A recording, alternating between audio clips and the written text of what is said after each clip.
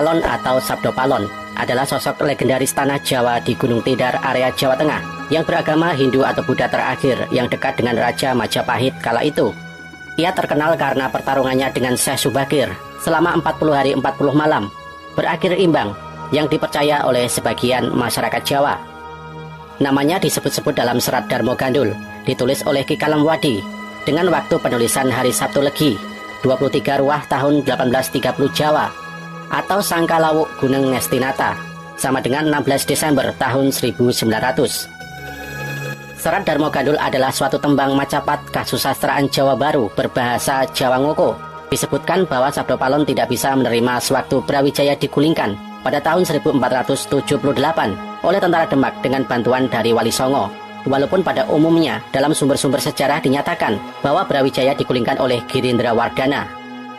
Ia lalu bersumpah akan kembali setelah 500 tahun saat korupsi merajalela dan bencana melanda, untuk menyapu Islam dari Jawa dan mengembalikan kejayaan agama dan kebudayaan Jawa.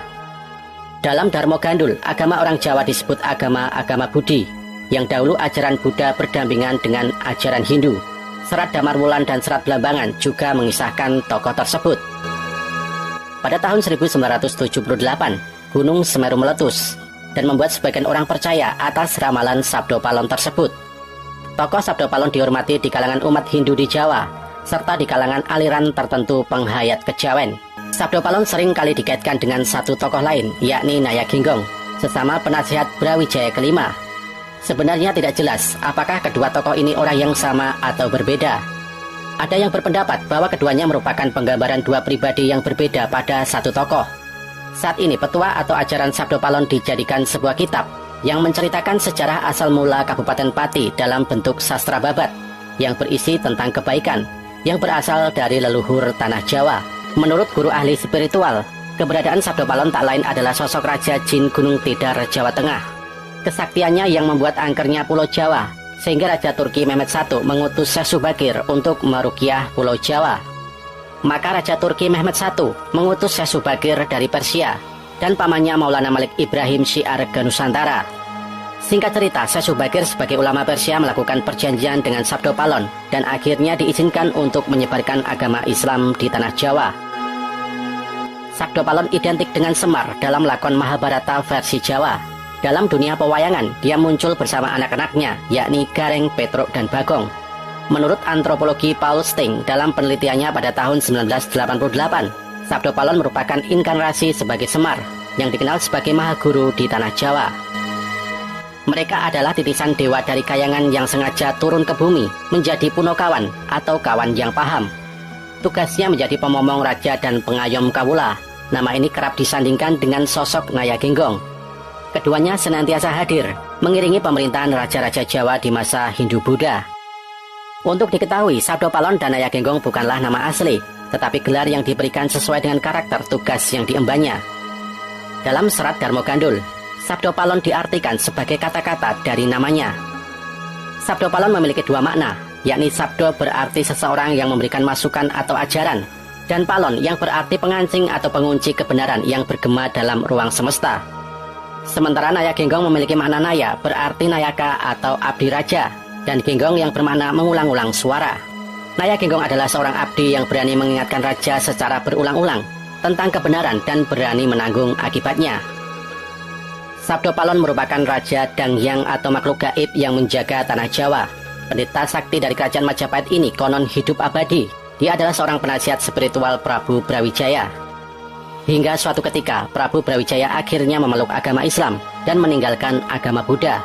Kemudian Sabdo Palon menolaknya dan mengatakan sebuah peringatan. Setelah Prabu Brawijaya memeluk agama Islam dan meninggalkan agama Buddha, maka seluruh keturunannya akan hidup dalam kesengsaraan. Kemudian tanah Jawa tinggal menjadi nama, sebab telah kehilangan jati dirinya. Tidak hanya sampai di situ saja, nantinya masyarakat Jawa juga akan berlaku seperti bebek kepada bangsa lain. Selanjutnya biji padi akan sulit tumbuh di tanah Jawa. Hal itu sebab mendapat penolakan dari para dewa. Meskipun memaksa menanamnya, maka akan mendapatkan hasil padi kecil untuk makanan burung. Ia juga mengatakan bahwa nantinya tanah Jawa akan memiliki hawa yang berbeda. Tanahnya akan terasa lebih panas dan kurang hujan atau tandus. Hasil pertanian akan berkurang dan akan banyak manusia yang suka berbohong. Kemudian banyak juga manusia yang suka berbuat nista hingga mudah mengucapkan janji. Kemudian hujan akan turun, namun tidak pada waktunya yang membuat bingung para petani. Bencana yang datang terus-menerus tersebut merupakan sebuah hukuman bagi masyarakat Jawa, apalagi bagi mereka yang berani berpindah kepercayaan. Malah petaka tersebut akan berakhir apabila masyarakat Jawa kembali memeluk agama Buddha. Saat saya tidur, saya bisa tidur selama 200 tahun. Saat saya tidur akan banyak perang saudara di tanah Jawa. Yang kuat akan memangsa dan menghancurkan sesamanya. Sabdo Palon pun juga mengatakan bahwa dirinya adalah Semar. Menurut kepercayaan orang Jawa, Semar merupakan Gusti Kang Murbeng Dumadi atau utusan gaib Tuhan Yang Maha Esa. Ia mengemban tugas untuk melindungi manusia agar mentaati perintahnya. Sabdo artinya ucapan, Palon artinya nekat, Naya artinya wajah, Genggong artinya ketahanan dan tidak berubah. Selain itu, Sabdo Palon juga mengaku malu pada bumi dan langit sebab tidak bisa melindungi Prabu Brawijaya. Sebelum kepergiannya, Sabdo Palon mengatakan bahwa masyarakat Jawa akan bangkit setelah 500 tahun dengan agama lamanya. Kemudian tanah Jawa akan kembali seperti keadaan semula yang makmur dan damai. Namun apabila ada masyarakat Jawa yang menolaknya, maka akan hancur oleh setan. Tanda-tanda ramalan ini terjadi adalah meletusnya Gunung Merapi dan lahar akan mengalir ke arah barat daya serta berbau busuk. Nanti Merapi akan bergelegar. Yang Widi sudah menganturta dan harus bergantian.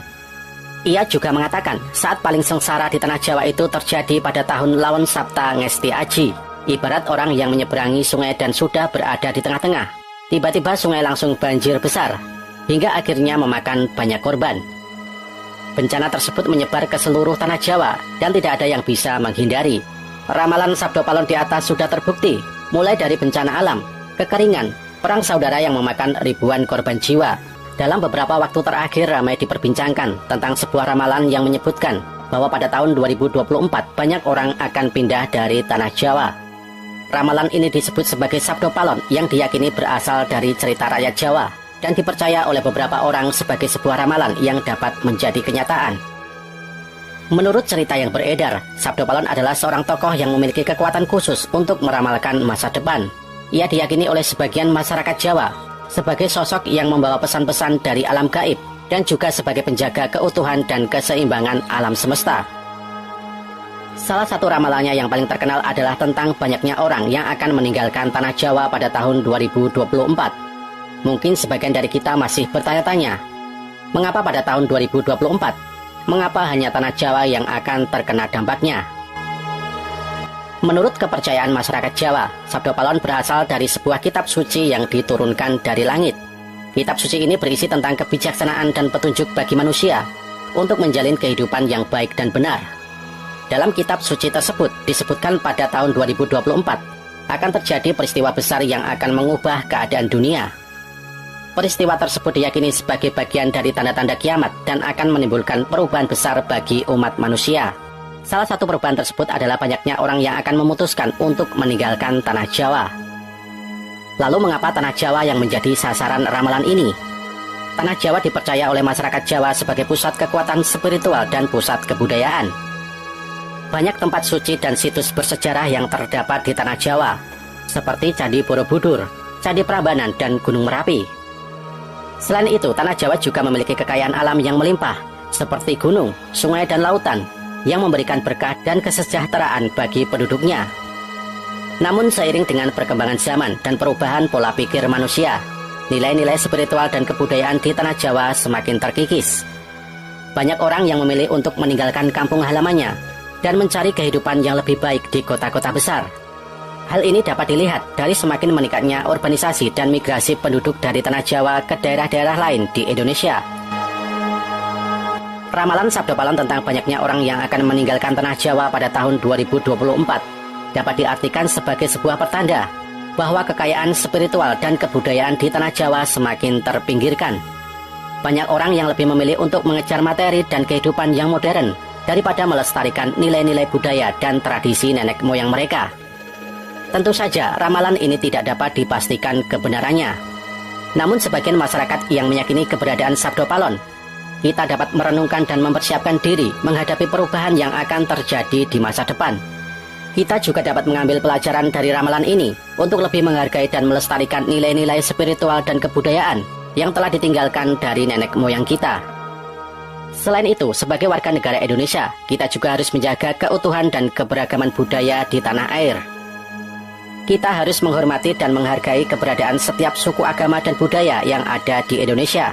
Dengan begitu, kita dapat mencegah terjadinya migrasi besar-besaran dari tanah Jawa dan menjaga keharmonisan antar suku bangsa. Pada akhirnya, ramalan Sabdo Palon tentang banyaknya orang yang akan meninggalkan tanah Jawa pada tahun 2024 merupakan sebuah peringatan bagi kita untuk lebih peduli terhadap keberadaan nilai-nilai spiritual dan kebudayaan di tanah Jawa.